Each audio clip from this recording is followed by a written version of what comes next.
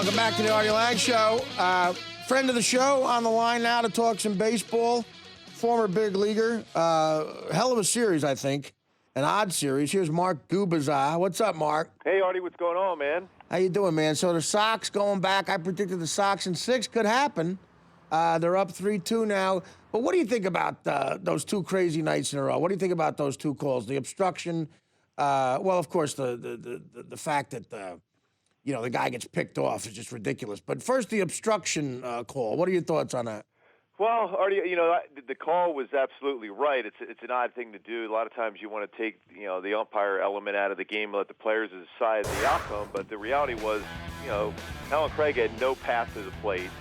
If it would have been a situation where he would have been out by a longer distance, maybe they still call him out. But I think they were right on the call. Yeah, it was right. I think what Saltalamacchia did was the thing was wrong because he didn't really have much of an opportunity to throw out Alan Craig at third base. It was not a wise decision on his part. He's been fantastic for the Red Sox, but I think he just went and tried to do too much. But what a great job by Daniel Nava to be in position to back that up. I can't believe he was even there, and then a pretty solid throw to the plate also. But I think the call was right, and then the next night you get the pick off at first. Obviously, when you got Beltran at the plate, you want him to have an opportunity to swing the bat the way he's throughout his career to tie it up. So a very odd series, but it's been a very fun series to watch. We haven't seen a good World Series in quite some time. So I still somehow expect it to go to 7 games, especially when you got Michael Wacha on the mound for St. Louis in a couple days. Why are the Red Sox even holding him on at that point? That's the thing you don't do. Right. I think that might have been a situation, but it might have been a design play at that time. I mean, every once in a while, we do it a lot, in high school ball when you're coaching high school, where you just try to catch a club off guard. You don't necessarily want to do that. You want to be on, basically preventing no doubles in that spot, especially with 2 outs. You don't want to give up a double down the line, a run scores, and then all of a sudden the next guy, Beltran, would be in scoring position. So it was a surprise, but I think the reality was I think it might have been a play they designed to put on there at a certain point to see if they can catch the Cardinals by surprise, and they certainly did. They definitely did. Yeah, I'll say. So tonight's game, what did David Ortiz do? Because I know coming into this thing, he's just been having the series of series. Yeah. 8 for 11. I guess that's like 727 batting average in the World Series. Yeah, I don't know. Did he have a hit tonight? Yeah, what did he do tonight? A couple more hits. He had a double. He scored the first one of the game in the first inning. Then he had another base hit. And then the third time up, he hit a rocket to center field. I saw that one. Throwing him enough pitches. For me at this point, regardless of what anybody's done behind him, whether Gomes hits a 3-run home run or anybody hitting behind him at this point, I'm not pitching to him. There's certain guys in the lineup, when you go through your meetings as a pitching staff, you go, who is the guy you got to avoid to try to hurt you? And there's no doubt it's David Ortiz. Yet the Cardinals, even though they have a lot of great arms in their rotation and their bullpen, they continue to go after David Ortiz, and it hasn't been a wise decision because he's locked in right now. There's just absolutely no way you're going to get him out. The only way you're going to get him out is if he gets himself out on a bad swing, and that hasn't been the case this entire World Series. Yeah, so he's That's going. incredible. He's going into possibly a 6-game series. He's going into Game 6, hitting around 700. With a couple of big homers. I mean, what he's doing in this World Series is really solidifying his career. It's like really, when you think of David Ortiz, you already think of greatness if you're a Red Sox fan. But then, if he ends up with 3 rings and, has a pretty good Game 6 and they win, you look at him as one of the all-time Red Sox greats. Well, just this postseason, not just the World Series. That's what I mean. Yeah, the whole thing. Incredible. All these numbers, when you think about all-time greats as far as a designated hitter, and you're always going to have these, people when it comes to voting for the Hall of Fame. Well, he didn't really play a position, but the designated hitter is a position. I don't know why they don't get that through their head. Designated hitter is a position, and he's the best designated hitter the game has ever seen, and he's done it, during the regular season. He's done it on the biggest stage. There's no doubt in my mind he's a Hall of Famer, but there's always going to be some distractor out there saying, well, he didn't play a position. Well, again, designated hitter is a position. Right. He's done it better than anybody else.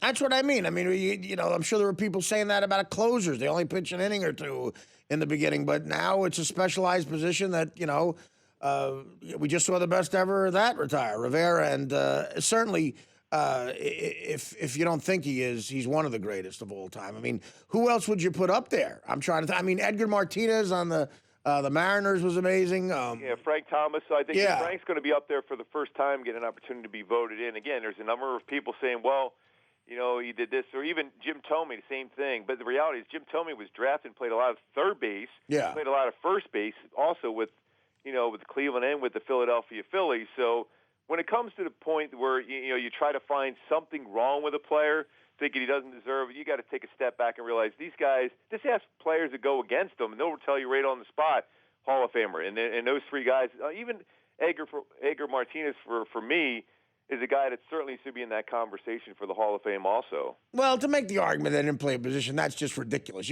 Those people just have to get over themselves and say, listen, the DH is a position now, and these guys were the greatest at it. Yeah, exactly. I mean, David Ortiz is unbelievable what he's done, and what he's even last night's game where he kind of willed his team to play a great game. I mean, that's the things you look for. Not only guys go up there and swing the bat or close the game out. It's what they mean to their team, and there's no more popular player than David Ortiz. And when you mention his possibility of 3 rings now, when you think about how long it took for the Red Sox to win a World Series, and he's going to be part of the 3 of them, that speaks volumes of what kind of player he is. They're almost having the identical first 18 years of the last century. Exactly. It's surprising. Coming in this year, I thought for sure they were maybe 3rd or 4th in the AL East. I thought the Yankees, I thought Tampa was going to be good. I thought Baltimore, actually, I really was thinking they were going to take a step back. They had a magical year the year before, won a lot of games late. A lot of times that turns around on you, and it did at the end of the season for them. But I thought the 2 best teams were going to be the Yankees and Tampa, and the Red Sox were still just going to be trying to fight their way. And I thought Toronto was going to be real good with all the moves they made during the offseason. But what the Red Sox have done, it just tells you, when you have a bunch of guys that just play as a team, chances are when you have the right guys on the hill on occasion, like John Lester's been in the World Series, you have a chance to win one. Yeah, it sounds like you think that Waka's going to win Game 6, though, right? Yeah, I really do, just because he's so locked in, and this the way this season has gone and the way the series has gone. Both these teams have won 97 games. Yes. Doing even up. You just assume it's going to go 7.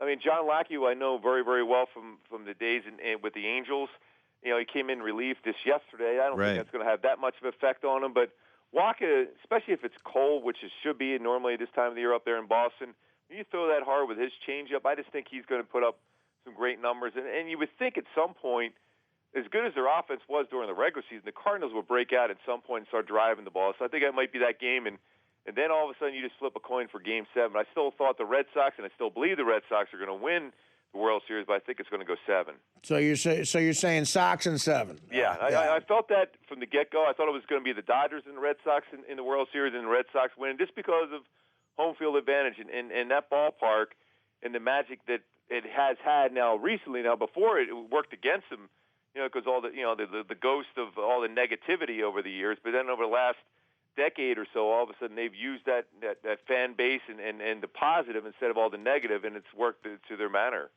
It seems like this Cardinal team, though, very young, is going to be good for a while. Can we expect that? Yeah, I mean they're in a very solid division now with Pittsburgh and Cincinnati. Yeah. But when you have 3 or 4 young pitchers in their early 20s, it's unreal. 95 to 99, you have a chance to win every single year. And, yeah. Beltran, he may or may not be back. Matt Holliday's been a solid player for them. They do have some good young players, position player-wise. David Freese hasn't really played a whole lot. I mean, he hasn't played real well in the postseason here this year as compared to what he did a couple years ago. Alan Craig could barely move, but he's a tremendous hitter who drove in, 97 runs and missed almost the last month of the year. So their foundation is there, but that's why sometimes, the hunger for a team like the Red Sox, a lot of these guys might not even be back next year. They might not even be on the roster, but they're playing so well as a team that you just feel that they have that little bit of an edge to be able to pull this one off. Yeah, I didn't realize Halladay was signed by the Cardinals at the age of 16. At the age of 26 now, he's been with the organization for 10 years. And the pitching staff, like you say, it reminds you a lot of the early 90s Braves, Yeah, you always have a chance. It may look ugly some of the games when you win 2-1, 3-2, not exactly entertaining as far as if you're a fan, you want to see a lot of runs, but you always have a chance, especially if you catch the baseball. We've seen a couple games here, though. Both these teams have not played great defensively, and they've taken advantage of that. But when you have arms like the Cardinals, you just feel you always have a chance. If you can catch the ball, you're going to win some games.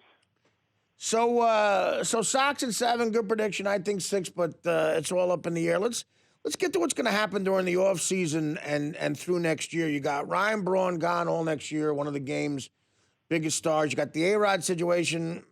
What kind of hit do you think, public relations-wise, if any, Major League Baseball is going to take in the next year? I think they took a lot of heat. For the last, 12 guys, I think got suspended for 50 games, including Nelson Cruz, who came back at the end. And you also had Johnny Peralta coming back for the Tigers. Yeah. You would hope at this point players would be smart enough not to try to beat the system, because you know what? You're not beating it anymore. Ryan Braun had that technicality a couple years ago, and then all of a sudden got suspended again for the rest of the season. He should be back at some point next year, maybe even the beginning part of the season. I know their suspension was just for the rest of the season when he right away took his suspension, didn't appeal it. I think these guys are going to be smart enough to realize you can't do it anymore. I mean, baseball is not going to allow it. They don't want any more of these discussions. They want games being played like we're seeing in the World Series. They want to see the hot stove, and I think it's going to be a very active winter time, the winter meetings. So many clubs now look around baseball and think, there's no great teams, so all we do is make a move here or there, and then all of a sudden, especially if you get some pitching, then all of a sudden you get right back in the race. I think there's going to be so many clubs willing to spend some money, even though it's not necessarily a deep free agent market. You're going to see a lot of trades because clubs are going to have to make deals now instead of signing free agents and potentially giving away draft picks. Yeah, most importantly, the union doesn't seem to be putting up with this anymore either. They're not really getting behind these guys the way they used to, even suggesting to Braun, look, just take the – I mean, listen, these guys are doing something wrong. If without a failed test, they're accepting a suspension. Exactly, and I remember all those years being part of the player union that you were fighting for that guy even if you knew or suspected he was doing something wrong. That was your obligation as far as the union to be able to protect one of your players. But that's not the case anymore, because I think the discussion's been there saying, listen, you know what, if you're going to make a mistake and not only give the black eye to the game itself but the Players Association, I don't think the willingness to go out there and protect those guys at all costs is not going to be there anymore. No, I agree with you. So it'll be interesting next year. Sox in 7, I think that's a good prediction. I kind of agree with it. I know, John, that's what you picked, right? Yeah. Sox in 7. So hopefully it'll be another exciting couple of games, but also be great to see what Ortiz does. That's a big story. It'd be great to see him kick some more ass and have, a special series, something to look forward to watching. Yeah, I'll tell you what, if I'm the Cardinals right now coming up in Game 6, and if they get to Game 7, yeah, the old high school thing, you just put 4 fingers up, just say, walk okay, them, walk, right? Yeah, go down the first. I wouldn't even waste my time throwing the 4 pitches out of the strike zone. I'm just saying, Big Papi, you're too hot. It was your fault. If you would have made an out or two, we might pitch you, but not anymore. Don't go near him. Take our chances. Yeah, I hear you. All right, well, Mark, thanks, man. At the end of the series, please join us again, man, if you can. All right, John. Have a good one, guys. Thank you. It's always fun to talk to you guys. Thanks. Thank you. The great Mark Gubicza. The Artie Lange Show, weeknights on Audience, only on DirecTV.